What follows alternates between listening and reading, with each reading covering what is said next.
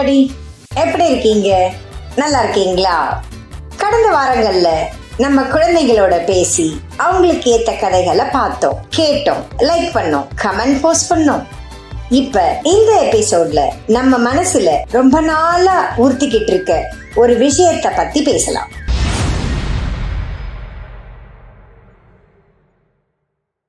பணம் வைத்திருப்பவன் பணக்காரன், கஷ்டப்படுபவன் ஏழை. இந்த விளக்கம் சரியா? ஒரு 3 சம்பவத்தை டிஸ்கஸ் பண்ணலாம். ஒரு பெரிய சீமாட்டி ஒரு புடவை எடுக்க புடவை கடைக்கு போறாங்க. அங்க சேல்ஸ் கேல பார்த்து, எனக்கு கொஞ்சம் பட்டு புடவைங்களை காட்டுங்க, விலை மலிவா இருக்கட்டும், என் மகனுக்கு திருமணம், எங்க வீட்டுல வேலை செய்யற சமையல்கார அம்மாக்கு நான் ஒரு புடவை எடுத்து கொடுக்கணும்னு சொல்றாங்க. அந்த சேல்ஸ் கேர்ள் எடுத்து போட்ட புடவைகள்ல இருக்கிறதுலயே மலிவான ஒரு புடவைய செலக்ட் பண்ணி எடுத்துக்கிட்டு போறாங்க. கொஞ்ச நேரத்துல அதே கடைக்கு அந்த வீட்டுல வேலை செய்யற சமையல்கார அம்மா வராங்க. எங்க முதலாளி அம்மா மகனுக்கு கல்யாணம், நல்ல சேலையா ஒண்ணு எடுத்து அவங்களுக்கு கொடுக்கணும்னு நினைக்கிறேன், விலை கொஞ்சம் கூட இருந்தாலும் பரவாயில்ல, நல்லதா கொடுங்க அப்படின்னு கேட்டு ஒரு நல்ல புடவைய செலக்ட் பண்ணி வாங்கி எடுத்துட்டு போறாங்க. இன்னொரு சம்பவம், ஒரு பெரிய பணக்கார பொண்ணு ஒரு கல்யாணத்துக்காக வெளியூர் போறாங்க. ஒரு 5 ஸ்டார் ஹோட்டல்ல தங்குறாங்க. அவங்க கை குழந்தை திடீர்னு பாலுக்காக அழுகுது. ஹோட்டல் ரிசப்ஷனுக்கு போன் பண்றாங்க.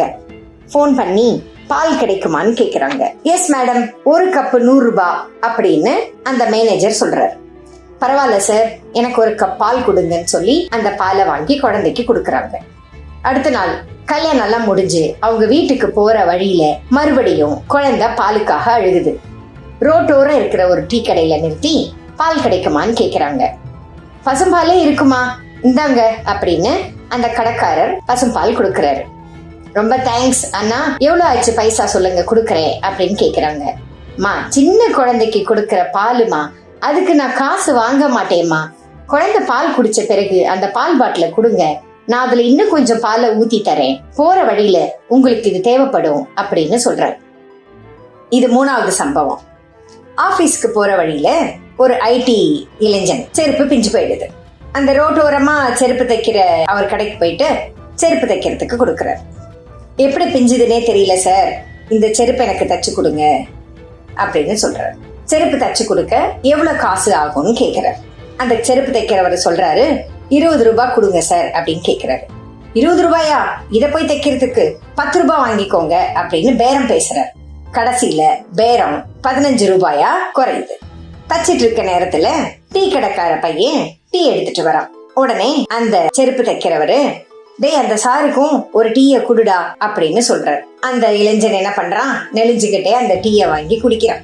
செருப்பு தச்சு முடிச்ச பிறகு 15 ரூபாயையும் அந்த டீக்கான காசையும் சேர்த்து அந்த பெரியவர்கிட்ட குடுக்கறான். ஆனா அந்த பெரியவர், செருப்பு தச்சதுக்கு மட்டும் காசு கொடுங்க தம்பி, டீக்கு காசு வேண்டாம், நீங்க என்னோட கஸ்டமருக்கு உபசரித்த டீக்கான காசை நான் வாங்கிக்க மாட்டேன் அப்படின்னு சொல்றார். இப்ப சொல்லுங்க, இங்க யாரு பணக்காரன்? சீமாட்டியா, ஸ்டார் ஹோட்டல் மேனேஜரா, பேரம் பேசின இளைஞனா, இல்ல சமையல்கார அம்மாவா, ரோட்டோர டீ கடைக்காரரா, இல்ல செருப்பு தச்ச பெரியவரா?